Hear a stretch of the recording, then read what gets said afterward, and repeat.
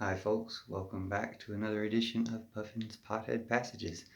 Today I'm going to do a reading and a reaction to a piece of literature, a pamphlet I got at the weed store that is called The Use of Regulated Marijuana Concentrate. Now I haven't read this yet, but I did glance at it a little bit and I'm already kind of upset about the two things I looked at when I saw it here, so I'm going to give a little bit of a reaction to it, but I'll try to just read through it. Colorado Department of Revenue, Marijuana Enforcement Division. So we pay 24% tax on weed here, and they make over $100 million a month in taxes, Colorado does. And this is, I guess, one of the things our money is going towards. Use of regulated marijuana concentrate. Medical and retail marijuana stores are required to provide this resource to individuals purchasing regulated marijuana concentrate. I just picked it up. I was getting flower, what they call flower buds is what we used to call them. Well, we still call it bud. Real people do. Examples of a serving size for each type of concentrate. Regulated marijuana stores offer various categories of marijuana concentrates. Stores may refer to marijuana concentrates using different names, including but not limited to terms like shatter, wax, butter, sugar, hash, resin, and rosin. Start low, go slow. I can approve of that message. That's important. Vaping. Vaporizers heat marijuana concentrate to release THC for inhalation. The serving size should not exceed one inhalation lasting 2 seconds per serving. Inhalation other than vaping. When consuming a regulated marijuana concentrate by inhalation other than vape, e.g. dabbing, the recommended serving size is a sphere with the diameter no larger than the dot below. A sphere of that size, recommended serving size. So, next page. Risks and precautions. Get all that on an image for you.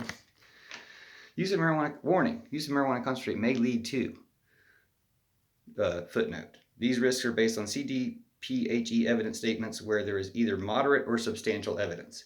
Where moderate means strong scientific findings that support the outcome, but these findings have some limitations. As substantial means robust scientific findings that support the outcome with no credible opposing scientific evidence.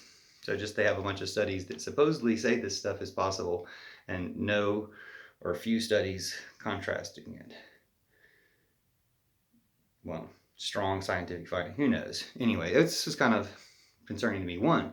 Psychotic symptoms and or psychotic disorder. In very large amounts or prolonged large amount usage, it can lead to psychotic symptoms and or psychotic disorder, delusions, hallucinations, or difficulty distinguishing reality. They have a thing called pot psychosis, but they mostly have it in the Middle East where people use a lot of hash.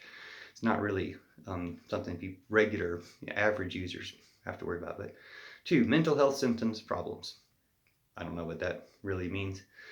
3, I mean, that's pretty broad, but they say they have scientific evidence for that. 3, cannabis hyperemesis syndrome, uncontrolled and repetitive vomiting. Never heard of that, but maybe it's something that, like a temporary thing that happens from over dabbing. 4, cannabis use disorder dependence, including physical and psychological dependence.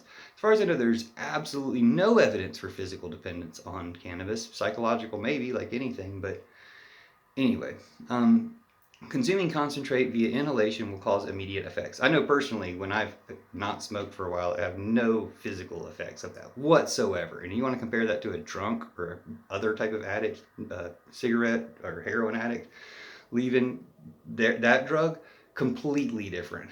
No withdrawal symptoms from marijuana. Anyway, and that's, 30 years experience.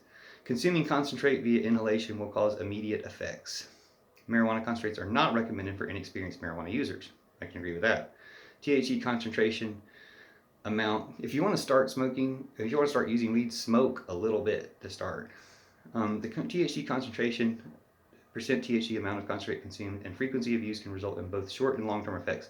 There's moderate evidence that individuals who use marijuana with THC concentration greater than 10% are more likely than non-users to be diagnosed with a psychotic disorder such as schizophrenia.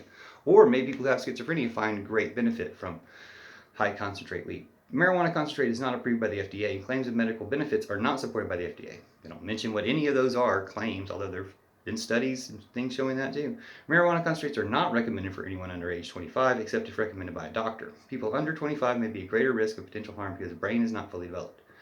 Regulated marijuana stores cannot provide medical advice. Any questions related to health or safety of marijuana concentrate should be discussed with the patient's recommending physician or an adult consumer primary care physician. I've only got about a minute and a half left to try to read the last page of this. And the very end is just additional resources. You can check those out. I won't try to read those numbers, but other statutory and regulatory labeling requirements. The following warning statements must be included on every container of regulated marijuana. Keep away from children. Product was produced without regulatory oversight for health, safety, and efficacy. And 3, there may be a long-term physical or mental health risk from use of marijuana, including additional risks for women who are or may become pregnant or are breastfeeding. Use of marijuana may impair your ability to drive a car or operate machinery. Universal symbol, caution symbol for regulated marijuana, THC. All regulated marijuana must be sold in a container that displays the universal symbol to caution that the product contains THC. So the last part, I got 1 minute.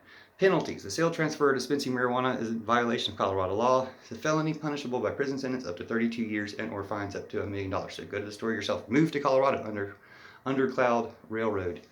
Hashtag. The felony conviction can have serious consequences, including the inability to vote while incarcerated, which is wrong.